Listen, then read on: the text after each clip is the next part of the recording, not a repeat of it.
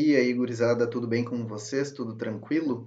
Vamos para a nossa aula 13 de Geografia Física e já adianto a vocês que esta será a nossa penúltima aula, tá bom? Teórica de Geografia. Ainda, né, temos aqui alguma coisa prática, botei algumas questões, mas a partir de, sem ser na próxima aula, na outra, né, na aula 15, nós teremos somente exercícios, tá bom? Aí nós teremos aí um foco, a possibilidade de usar todo o conhecimento teórico que a gente aprendeu até agora. Até vou combinar com o professor Nelson para que nós façamos aulas juntos, tá bom? Alguma live, alguma coisa do gênero, para que a gente faça aí o crossover, né? O cruzamento aí de conteúdos, porque, de certa forma, quase todos se relacionam, né? Temos aqui, eu vou falar para você sobre problemas ambientais nessa aula, e problemas ambientais causam problemas sociais, né? Que está na área do professor Nelson. Então, nós faremos uma coisa bem planejada, bem estruturada, para que vocês possam ir melhor preparados para o Enem, né? Cerca de um terço da prova de Geografia do Enem, né? Cerca de 15 questões da prova de Humanas, desculpa, cerca de um terço da prova de Humanas do Enem é composta por questões de Geografia. E Geografia vai muito longe, Geografia está em tudo, basicamente. Então, vamos lá, começar nossa 13ª aula de Geografia com problemas ambientais, tá bom? Botei até um fundinho mais legal aqui. Mas o que os problemas ambientais causam, né, para a Terra? Basicamente, o ser humano modifica, ele mexe tanto no sistema natural da Terra, ele intervém tanto no sistema natural, nos fluxos naturais, no fluxo hidrológico, no fluxo lítico da Terra, que lítico de rocha, né, que acaba desequilibrando tudo, tá? Acaba desequilibrando tudo e basicamente isso se torna irreversível, né? Já há algumas pesquisas que apontam que nós precisaríamos, no ritmo de consumo que nós estamos tendo atualmente, 7 bilhões de pessoas, o ritmo de consumo que a gente está agora, para que nós consigamos viver mais 100 anos, nós precisaríamos de mais 50, 70 planetas Terras, tá bom? 70 terras para conseguir abarcar a nossa necessidade de bens materiais de produção, de consumo, tá bom? Isso envolve alimentação, isso envolve vestimenta, isso envolve bens tecnológicos, tudo que vocês podem imaginar. Então, botei uma frase aqui bonitinha: o homem como causador de desequilíbrios ambientais que tornam a vida na Terra completamente insustentável. O que que a origem dessa palavra, né, insustentável, vem de sustentar. O que que nós podemos sustentar? A sustentabilidade é a busca de desenvolvimento humano, de desenvolvimento de bens materiais, de desenvolvimento de basicamente tudo do que de que a gente precisa para viver, só que em harmonia com a Terra, não abusando da Terra e não desequilibrando a Terra. Então, essa é a sustentabilidade, a busca de desenvolvimento, mas que esse desenvolvimento consiga se harmonizar com as nossas necessidades. Então, botei algumas imagens aqui para vocês para demonstrar alguns dos impactos que basicamente só a nossa presença, né, já tem algumas bibliografias que dizem que somente a presença do Homo sapiens, quando o Homo sapiens começou a migrar para as diversas regiões da Terra, não havia tecnologia ainda, não havia combustíveis fósseis, nada, nós já causávamos uma extinção em massa de vários grandes mamíferos, tá bom? Então, só a presença do Homo sapiens, da nossa espécie, em algum local já causa uma extinção, já causa um impacto ambiental tremendo. Imagina com toda essa tecnologia de que nós dispomos agora, né? Nós potencializamos a nossa capacidade destrutiva da Terra 1 milhão de vezes, 1 bilhão de vezes. Então, temos aqui uma ave ingerindo muito plástico que vai parar nos oceanos, o urso polar basicamente passando muita fome e muito cansado por não ter geleiras onde se estabelecer, porque as geleiras estão derretendo. Aqui temos vários deslizamentos. Isso aqui não se encaixa muito como um impacto ambiental, é mais como um impacto social, mas basicamente o desflorestamento desta região aqui, o assentamento de residências em locais que não possuem raízes fortes para segurar essa terra. E também temos as queimadas, que estão muito em alta aí. Agora com o inverno, como eu falei para vocês lá nas aulas de climatologia, com o inverno chegando ali na região centro-oeste, temos muita seca, não temos muita chuva, ao contrário da região sul, que, né, aumentamos a nossa umidade, tá bom? E aqui está a Terra sofrendo com tudo isso, mergulhada em caos. E também gostaria de falar para vocês uma coisa chamada hipótese de Gaia, que seria o planeta Terra como um organismo vivo, como um organismo vivo que tem as mesmas necessidades que a gente, se alimenta e, na verdade, ela recicla, tá? Ela pega tudo que é orgânico e inorgânico e recicla tudo isso para o contínuo funcionamento dela. Mas com, né, a nossa intervenção, nesse sentido, eu digo a poluição, com basicamente tudo envolve a poluição, certo? Com a poluição, esse grande ser vivo que é o planeta Terra vai chegar à morte, tá bom? Então, nós veremos todos os impactos ambientais agora mesmo. Aqui, chuvas ácidas, primeiro impacto ambiental. Como é que se formam as chuvas ácidas? Botei um esquema aqui para vocês, que é, basicamente, queima de combustível fóssil, que é rico em gases sulfúricos, né, gases sulfonados, nitrogenados, e o próprio CO2, que é próprio de qualquer combustão, tá bom? Combustão completa. Que acontece? Quando esses gases são liberados para a atmosfera, eles se combinam com a água presente nas nuvens, ou não precisa nem ter nuvens, somente na atmosfera. Quando se formam as nuvens carregadas, esses gases que se combinaram com a água vão precipitar juntamente com a água, mas essa água agora estará ácida. A água, né, quando eu era pequeno, eu pensava que a água da chuva era limpa, mas não, a água da chuva é cheia de ácidos, cheia de compostos, enfim, que foram liberados por motores a gasolina, a diesel, a etanol, tá bom? Então, isso torna a chuva ácida. Qual é, né, o grande impacto disso? A chuva ácida, como diz aqui, ó, ela destrói as plantas, polui o solo, as fontes de água e corrói as construções. Essa acidez, esse baixo pH, né, abaixo de 7, tem a capacidade de corroer grandes plantações, por exemplo. Grandes plantações pode estragar tudo. Por exemplo, de alface, pode estragar todo o alface, vai queimar literalmente o alface por causa do pH. E o que o Enem ressalta muito, muito, muito, muito nas questões? Aqui, monumentos. Monumentos que acabam sendo desgastados. Ah, qual é a importância do monumento? Bom, imaginem uma catedral, por exemplo, de Notre Dame, muito importante, alguns prédios, algumas igrejas barrocas ali de Minas Gerais, muito importantes para a nossa história, para a preservação do nosso patrimônio cultural, né, sendo destruídas pela chuva, tá bom? A chuva ácida, a chuva sempre é ácida, necessariamente, né? Nós respiramos e expiramos CO2, esse CO2 vai para a atmosfera, se combina, né, formando ácido carbônico, precipita e desgasta. Mas com a alta emissão, esse é o grande problema do ser humano, com a alta emissão de gases ácidos, certo? A destruição desses monumentos públicos torna-se ainda mais evidente, torna-se ainda mais intensificada. E geralmente são estragos causados pela chuva em rochas calcárias. Tá bom? Basicamente isso. Vamos para outro, eutrofização. Esse nome aqui lindo, né? Que é muito estranho. Mas o que acontece com a eutrofização?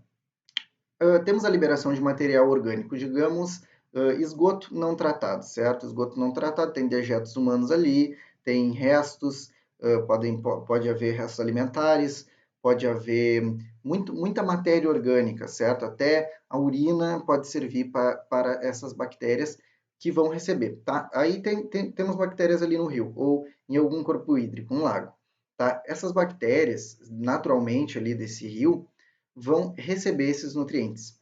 Só que isso é uma coisa anormal. Na natureza, num cenário normal, elas não receberiam esse material orgânico, tá? Então, o que acontece? Elas vão receber e vão ver, comidinha, tá, beleza, vamos se reproduzir. Aí elas começam a se reproduzir, reproduzir, reproduzir, porque tem muito alimento e acabam tornando o rio, ou lago, ou corpo hídrico assim, ó. Acabam se depositando por toda a superfície. O que acontece quando elas se depositam por toda a superfície? A luz do sol não entra mais lá no fundo do lago. Lá no fundo do lago estão presentes quem? As algas que liberam oxigênio. Aí, essas algas liberam oxigênio e oxigenam aquela água ali do corpo hídrico. Como é que o peixe respira? Pelo oxigênio, pelas guelras. Tá, mas se não tem oxigênio, porque essas algas que estão lá no fundo, elas fazem fotossíntese. Elas precisam do sol para liberar o oxigênio. Só que tá, a luz não chega mais, elas não fazem mais fotossíntese, não conseguem mais produzir o próprio alimento, nem conseguem mais liberar oxigênio para o meio. Então elas morrem, os peixes morrem, o lago morre e só sobrevivem bactérias anaeróbicas. O que são bactérias anaeróbicas? Bactérias que não precisam de oxigênio para se reproduzir, que são essas aqui mesmo. E o rio, literalmente, né, o corpo hídrico apodrece, vai tudo, tem um cheiro muito ruim, um cheiro horrível, de podre mesmo. E o rio morre e, infelizmente, há a possibilidade de reversão, né? Temos meios, temos tecnologias para a reversão desse cenário. Tá? Aí vou falar um pouco para vocês aqui. Falei do exemplo do esgoto não tratado, né? Mas temos também lavouras que, ó, com a precipitação, a lavoura larga um monte de fertilizante, que é a base dos NPKs, né? Que é nitrogênio, fósforo e potássio. Ó, aqui só aparece o nitrogênio e o fósforo. Daí largam em excesso esses fertilizantes, o que não vai ser utilizado pelas plantas da lavoura vai ser drenado pela chuva. Sendo drenado pela chuva, isso cai no corpo hídrico. São nutrientes, tá? Nutrientes agora nesse cenário aqui, né? Nitrogênio, fósforo e o potássio, os NPKs, lembrem que já caiu em questão NPKs, são inorgânicos, tá bom? Então, as bactérias também se utilizam disso. Então, botei aqui para vocês, né, a explicação bem formalizada, tá bom? Então, basicamente, a eutrofização é isso, seria a morte do rio pela proliferação excessiva de bactérias que recebem nutrientes de forma anormal, tá bom? Vamos lá, efeito estufa e aquecimento global. Muito, muito, muito polêmico esse assunto. Tá? O Trump diz que, o Trump, o presidente dos Estados Unidos, diz que o aquecimento global não existe, que é uma invenção. Há cientistas que defendem que o aquecimento global não existe. Mas a questão é que o efeito estufa causa o aquecimento global, é claro, mas nós precisamos do efeito estufa para sobreviver.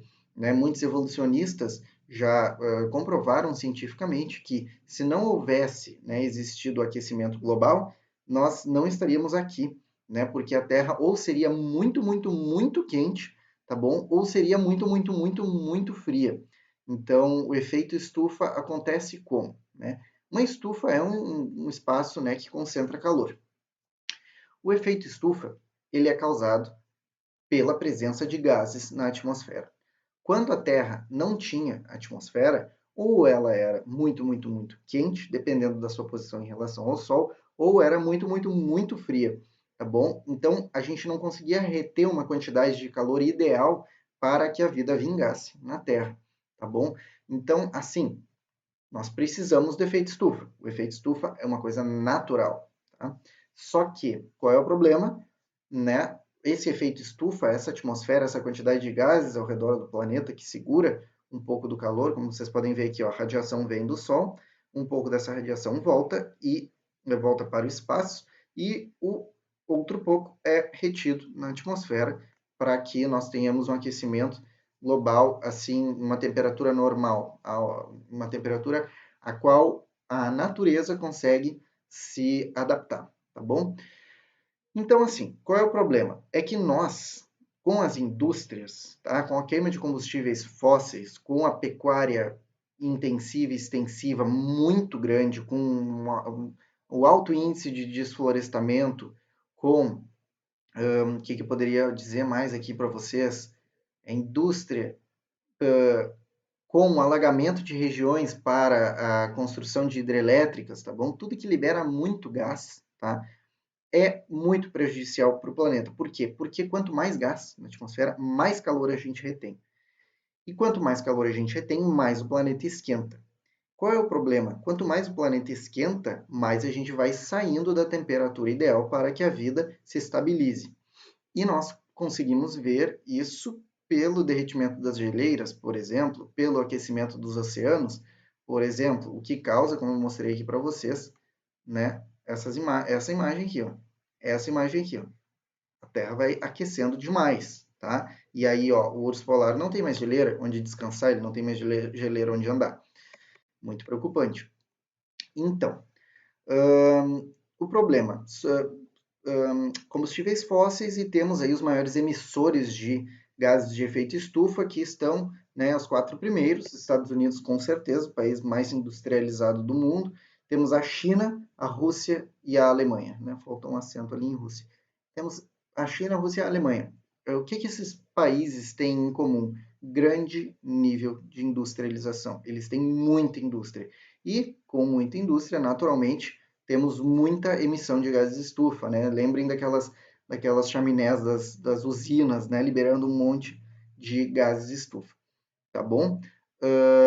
Estados Unidos nega que o efeito estufa aconteça e tudo que acontece de ruim para o planeta, na verdade, é antropogênico. O que é antropogênico, né? Gênico vem de gênese, de criação, e antropos vem de homem, né? No sentido de humanidade, não no sentido do gênero.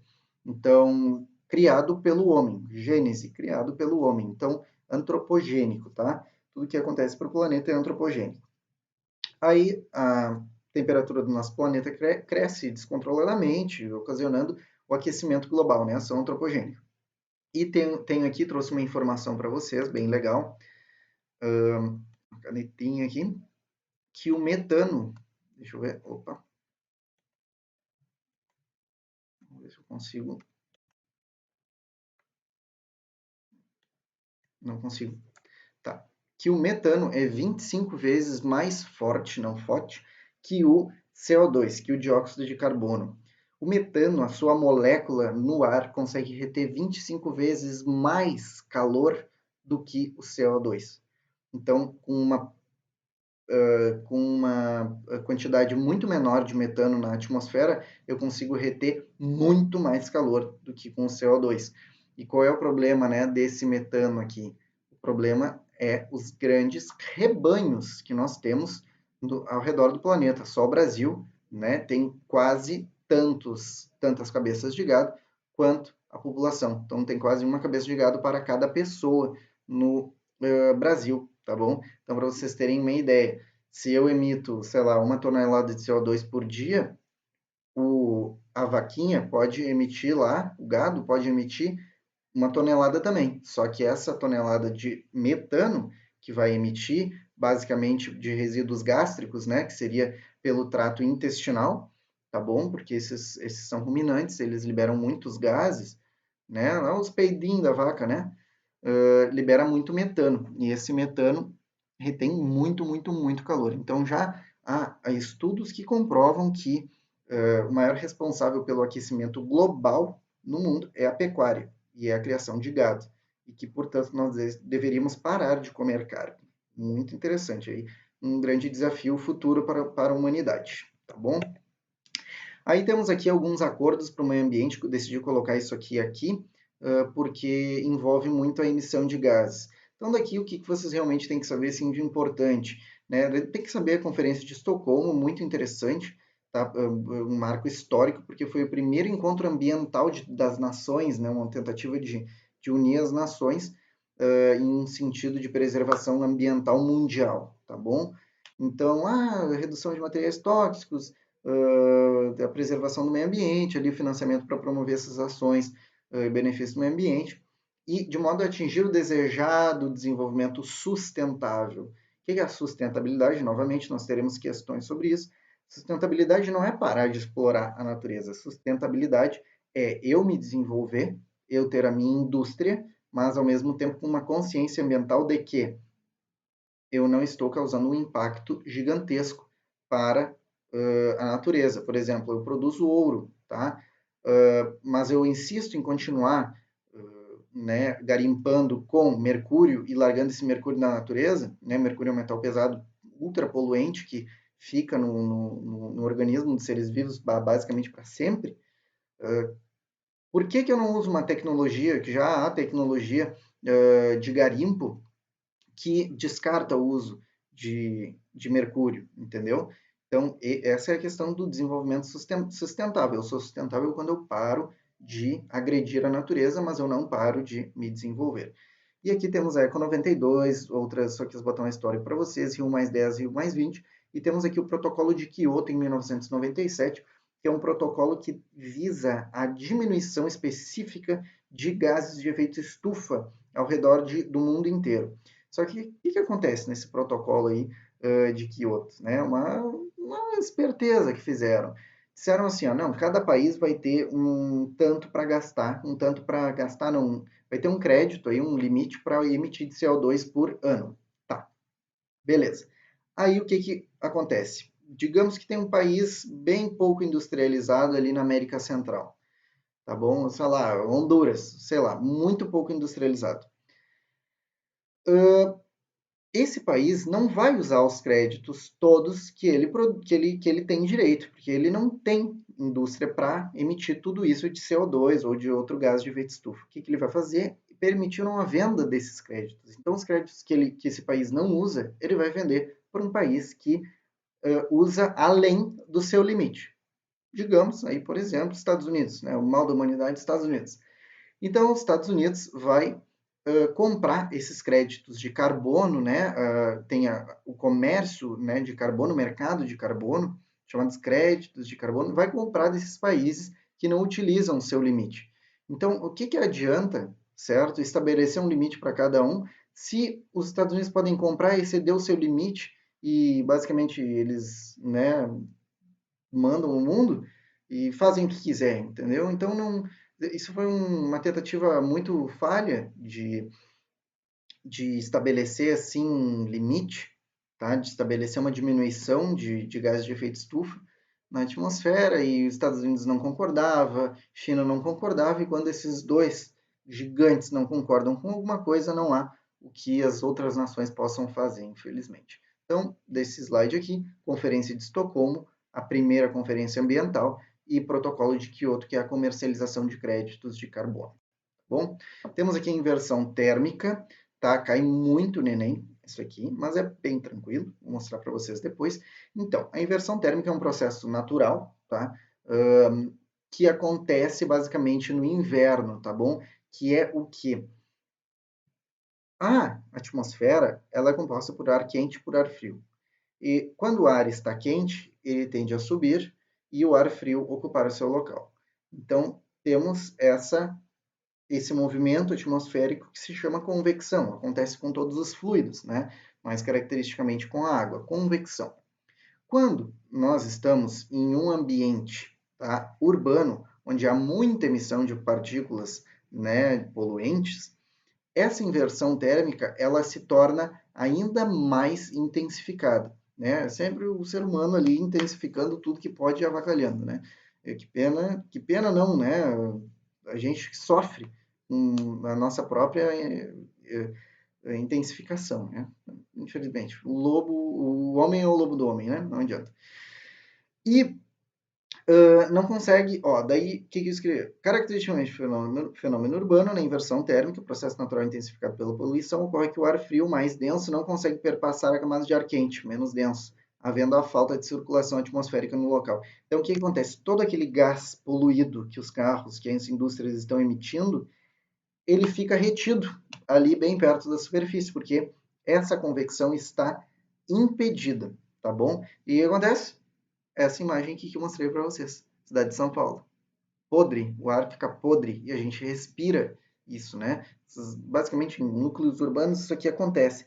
E a gente respira isso, isso aqui é uma foto de longe, imagina, né? Tudo preso aqui por um fenômeno que a gente mesmo cria, tá bom? Então, o que o Enem pergunta sobre a saúde do ser humano na inversão térmica, que é aumenta as doenças respiratórias, tá bom? Todas as ites, né? Rinite, sinusite, tudo, todas as ites, né, que a gente fala, qualquer doença respiratória, bronquite, principalmente no inverno, tá bom? Temos as ilhas de calor, que me parece assim ser muito lógico, que se não temos muita arborização em um local, né, vocês já estiveram assim num calor de 70 graus num asfalto, dá para fritar, né? A gente diz fritar um ovo no asfalto, dá para fritar um ovo no asfalto, porque o asfalto absorve muito calor. O asfalto é preto, as edificações absorvem muito calor, porque o material do qual elas são constituídas absorve muito calor, é natural, tá bom? Não depende só da cor, depende também do material, né? Quanto mais escuro um material, mais retém calor, quanto mais claro, mais reflete, né, esse calor, né? Então, calor não, né? Energia. Vocês já devem ter tido em física, né? A diferença entre calor e energia, calor é uma energia em trânsito e tudo mais. Então, o que que é isso? Quando temos um centro de uma cidade, a temperatura tende a ser muito, muito, muito maior. Por quê? Porque as edificações, como eu falei, o asfalto retém muito calor. Então, nós temos um gráfico aqui, um ambiente rural com uma temperatura média de 29,4 graus Celsius, e quando nós vamos chegando perto do centro da cidade, aqui já temos algumas edificações, mas não tantas, chegamos perto do centro, no centro atinge ali uma temperatura de 32,8 graus, tá bom? Uma sensação térmica provavelmente ainda maior. E quando nós temos parques ao lado da cidade, essa temperatura diminui, quase se igualando ao ambiente rural. Eu botei uma charge aqui para vocês. Meu Deus, por que tanto? Por que esse calor tão cruel, né? Então, esse calor tão grande? Porque basicamente a natureza, né, a arborização, ela refresca, né? São as ilhas de frescor, nós dizemos, né? A construção de ilhas de frescor como a solução para esse fenômeno, tá bom? Então, regiões arborizadas, praças que são extremamente necessárias, né? Lá nos Estados Unidos, por exemplo, né? Central Park, né? Em Nova York. Então, uma loucura falar sobre isso. Ilhas de calor, lembrem disso. Temos aqui a rarefação, afinamento, né? A rarefação é o ar rarefeito, é o ar cada vez menos concentrado, né, de gases. Então, temos uma camada de ozônio, tá bom? Para que serve o ozônio? Que é O3, né? 3 moléculas de oxigênio. Para que serve o ozônio? O ozônio, ele serve como uma camada também extremamente necessário à nossa evolução, à nossa sobrevivência aqui na Terra. É uma camada de ozônio que impede basicamente 90% da entrada de raios ultravioletas. Tá bom? O que, que o raio ultravioleta causa? Né? Morte de tudo. Né? O raio ultravioleta ele entra no DNA das nossas células e destrói esse DNA ou causa mutações. Tá bom? Basicamente, para micro-organismos, esse raio ultravioleta, não sei que eu estou com gás ultravioleta na cabeça, esse raio ultravioleta, ele causa a morte dos micro-organismos e de vários organismos. Então, é bem perigoso. Sem essa camada de ozônio, nós não sobreviveríamos na Terra, tá bom? Então, o que acontece? A rarefação ou afinamento, né, da camada de ozônio. Nós dizemos, eram dos buracos na camada de ozônio. Basicamente, não são buracos, tá bom? É basicamente assim. A camada tem essa grossura, tá bom? Então, tendo essa grossura aqui, o que, que vai acontecer isso em todo o redor do planeta? Algumas regiões vão ser mais afetadas, tá bom? Como? Pela emissão de gases CFCs, que reagem com esse ozônio, destruindo o ozônio e formando oxigênio. Então, o que acontece? Essa camada está assim, ela vai fazer isso aqui, ó. Ela vai afinar em alguns pontos, tá bom? Então, não é um buraco, não é simplesmente, aqui tem camada e aqui no meio não tem. Não, isso nunca vai acontecer. Ou pode acontecer sim, mas esperamos que não. Mas ela é uma camada contínua sempre. Pode acontecer que em alguns pontos dela ela seja mais fina e retenha menos raios ultravioletas, né? Então temos aqui o maior buraco, como né, popularmente se diz, é no Polo Sul. Isso já caiu no Enem também. Por que que a gente se ferra mais aqui na região sul, né? Porque o maior buraco é aqui, e é interessante que esses gases liberados, os CFCs, são liberados lá no hemisfério norte, e pelas correntes né, de vento, né, pela circulação atmosférica, esses gases vêm para todos aqui no Polo Sul, e abrem esse rombo aqui, e a gente que se ferra por causa deles lá em cima, tá bom? É claro que nós também temos a nossa responsabilidade nisso aí, mas também eles têm uma contribuição bem grande. E qual é o problema? Aqui na região sul nós temos a maior população de caucasianos, tá? De todo o Brasil.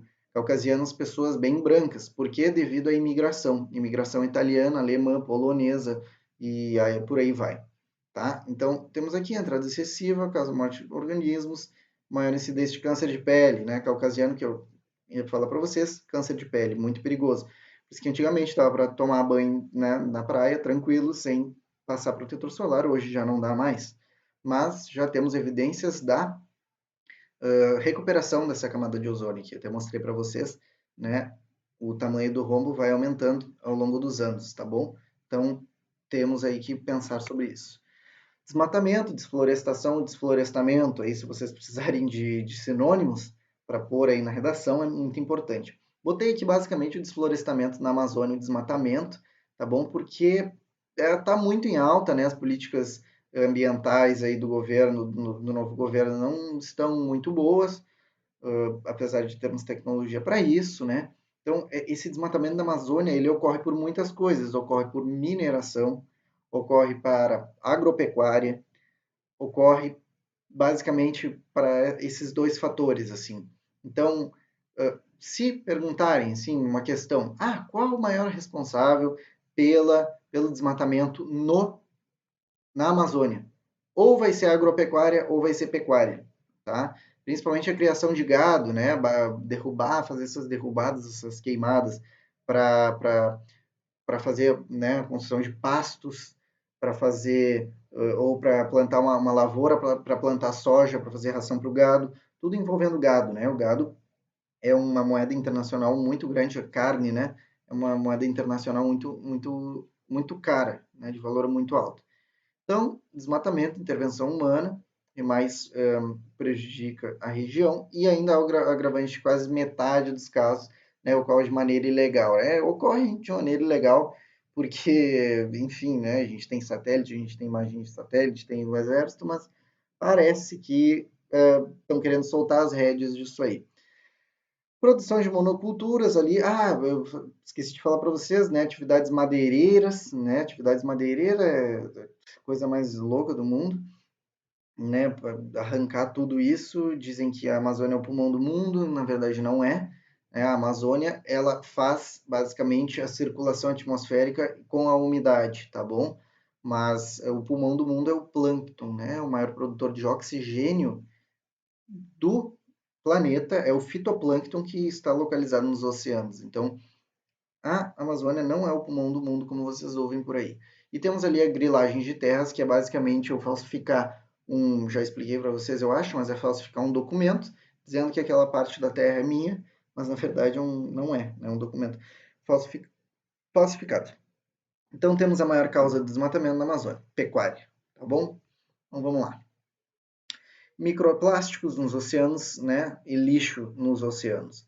Aí botei aqui uma imagem da tartaruguinha sofrendo, tartaruga marinha sofrendo ali porque elas têm a visão um pouco ruim e elas não sabem discernir, né, uma água viva de uma sacola plástica.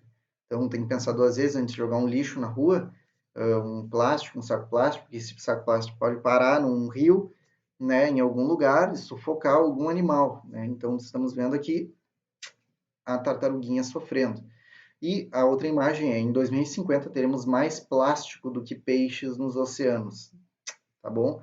E isso realmente é verdade, a gente não está tendo nenhuma política para diminuição disso, né? O ser humano não se mexe também e, enfim, vai ser uma realidade, né? A gente vai comer, a gente já come peixe contaminado, tá? Com plástico e já era.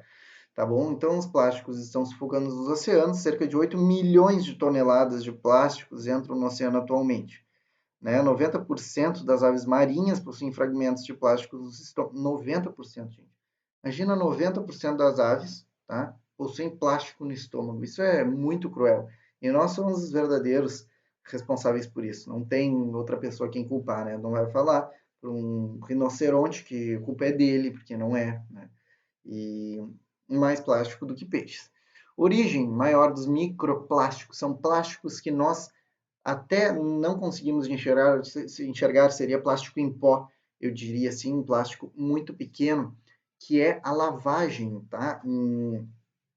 A lavagem de tecidos sintéticos em lavadoras, né, de roupas domésticas, convencionais ou ainda em lavanderias, tá bom? Isso é muito preocupante, é horrível, né? Fazem as campanhas, porque canudo, né? Não pode usar canudo, beleza? Que bom que teve essa campanha, todo mundo se conscientizou, houve proibições, né? Houve publicação de leis, né? Que proibiam o uso de canudos plásticos, mas na verdade o plástico está em tudo que a gente utiliza. Então é um caminho sem volta. Infelizmente é um caminho sem volta, né? Atualmente nós temos mais investimentos globais para sair da Terra, para colonizar outros planetas, do que para salvar a própria Terra. Então, é triste. E temos a morte, né, o branqueamento de corais e a acidificação dos oceanos, aumento de sua temperatura. Né, o excesso de gás carbônico, como já falamos ali, o efeito estufa, né, o aquecimento global, se dissolve também nos oceanos e acidifica os oceanos. Isso causa o branqueamento dos corais. Né, temos as grandes barreiras de corais, né, por exemplo, a da Austrália, que está morrendo por causa da acidificação desses oceanos. E com os corais morrendo, temos a morte de milhares de organismos e um prejuízo inestimável para a natureza, tá bom? E isso tudo está se indo rapidinho ali. Vocês viram, 2050 já vai ter mais plástico do que peixe e a pesca excessiva. E a gente acha, não, mais 100 anos, mais 200 anos, mais 200 anos, eu acho que a gente nem vai mais existir. É muito perigoso isso, tá bom? E temos a morte dos corais, né? E o aquecimento das águas dos oceanos, que alguns organismos, né? A maioria não consegue tolerar uma mudança de 1 grau na água do oceano. Alguns peixes já não conseguem reproduzir, outros peixes já não conseguem respirar, né? Quanto mais quente a água, menos oxigênio nós temos na água, né? A dissolução, né, do oxigênio acontece em água fria. Então, quanto mais quente a água, menos oxigênio. Então, temos a imagem aqui, coral em processo de morte, ele deveria ser amarelinho ou colorido, e aqui, né, ele já está branco e o coral completamente morto. Então, temos uma questão aqui, vamos direto a elas. No presente, observa-se crescente atenção aos efeitos da atividade humana em diferentes áreas sobre o meio ambiente, sendo constante nos fóruns internacionais e nas instâncias nacionais a referência à sustentabilidade como princípio orientador de ações e propostas que deles emanam.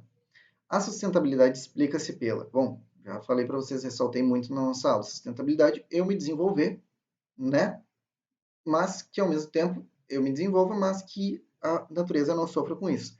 Então, vamos lá direto para a letra E. Necessidade de se satisfazer as demandas atuais colocadas pelo desenvolvimento, sem comprometer a capacidade de as gerações futuras atenderem suas próprias necessidades nos campos econômico, social e ambiental. Resposta à letra E. Tá bom? Se desenvolver sem ferrar com a natureza, ou sem ferrar tanto. Né? Para que a natureza, assim, dê um tempo para a natureza se recuperar, pelo menos.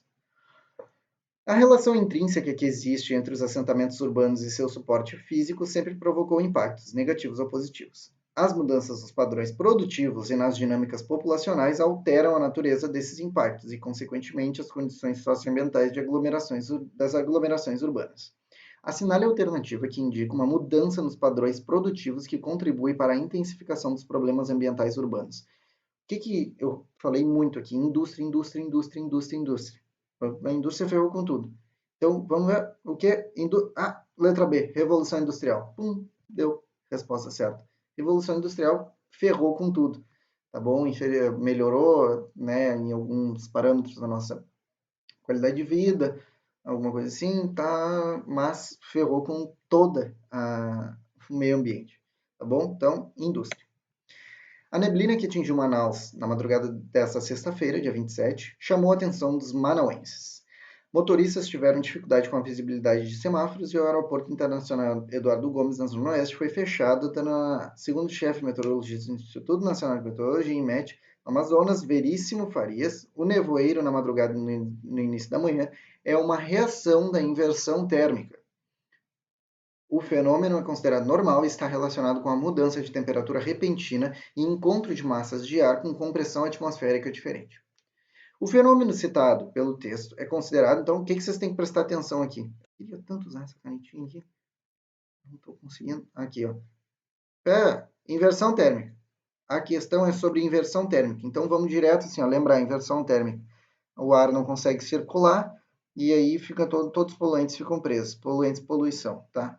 O fenômeno citado pelo texto é considerado processo natural e só se torna um problema ambiental no espaço das cidades quando se associa poluição do ar. né? Dorar não, né? Do ar. Poluição do ar, tá bom? Poluição do ar. Vocês poderiam se confundir com o efeito estufa aqui, né? Mas o efeito estufa também pode ser considerado natural, então a letra D ficaria meio ruim para dar como resposta. Mas é basicamente aqui, poluição do ar, né? Vocês têm que lembrar, tem que ser objetivo. Se vocês deixarem se levar por várias coisas, ai, mudança de temperatura, né? Ai, mudança de temperatura é efeito estufa. Não, a questão é sobre inversão térmica, tem que ter foco na hora de fazer. Na imagem acima, temos a caracterização, pô, é o mesmo gráfico que eu coloquei lá para vocês. Isso aqui é uma questão do Enem. O que temos a caracterização? Poluição do ar? Ilhas de calor? Sim. Acúmulo de resíduos tóxicos, né? O que tem a ver aqui? Nada a ver. Efeito estufa, o efeito estufa é um aumento de temperatura global, não é só num lugar, né? Então temos aqui o centro urbano com uma maior temperatura, ilhas de calor, como mostrei para vocês, beleza? Vamos lá para a nossa última questão, sobre eutrofização. O despejo de dejetos de esgotos domésticos e industriais vem causando sérios problemas aos rios brasileiros. Esses poluentes são ricos em substâncias que contribuem para a eutrofização de ecossistemas, que é um enriquecimento da água por nutrientes, o que provoca um grande crescimento bacteriano e, por fim, pode promover escassez de oxigênio. Né? Promove escassez de oxigênio. Uma maneira de evitar a diminuição da concentração de oxigênio no ambiente, né? Evitar a diminuição. Olha só como eles são malditos, né? Na colocação dessa frase. Evitar a diminuição da concentração de oxigênio. Então eu tenho que, né, manter o nível de oxigênio estável. Eu não posso deixar o oxigênio diminuir. O que causa eutrofização? Como eu falei para vocês. A oferta de material orgânico, né? A oferta de nutrientes para essas bactérias. Uma oferta anormal, que na natureza não existiria. Né? Por exemplo, se não existisse ser humano, não existiria esgoto ali, não existiria os NPKs caindo, né, sendo percolados da lavoura. Então, não teria nutrientes. Então, a causa dessa eutrofização é a oferta anormal de nutrientes. Então, o que eu posso fazer para evitar a eutrofização? Tirar esses nutrientes. Então, eutrofização, nutrientes, retirar do esgoto os materiais ricos em nutrientes para diminuir a sua concentração nos rios. Pronto. Se eu não tenho nutriente, a bactéria não vai conseguir se reproduzir de forma descontrolada e o oxigênio vai permanecer ali no corpo hídrico. Tá bom, pessoal? Então, mostrei aqui para vocês essas questões, né, de impactos ambientais são bem tranquilas, ao meu ver, assim. É só ter foco, né? Papum. Ah, eutrofização, nutriente. Ah, é ilha de calor, meio urbano, entendeu? Então, aqui, né, que eu botei aqui para vocês, mudança nos padrões produtivos, intensificação dos problemas ambientais urbanos, né? Problema ambiental, revolução industrial, né? Não é só gás, né? A revolução industrial larga um monte de porcaria, resíduos químicos, né? Larga nos rios, ferra com os rios, daí ferra com a nossa água que a gente vai beber, que daí tem que tratar a água de forma mais intensa ainda, a gente gasta mais impostos, fazendo mais tratamento. Então, é uma loucura, tá bom? Então, meu ver é bem tranquilo, vocês conseguem lidar com isso. Então, até a aula que vem, nós veremos na aula que vem tipos de energia, né? Geração de energia, né? Energia eólica, energia hidrelétrica, temos energia nuclear, temos vários tipos de energia que veremos. Nossa última aula, né, que vem teórica, e a partir daí pularemos para as práticas, só com resolução de provas, tá bom? E ainda algumas lives aí com o professor Nelson, tá bom, gente? Um abraço para vocês. Foi um prazer dar essa aula, gostei muito e tchau, tchau.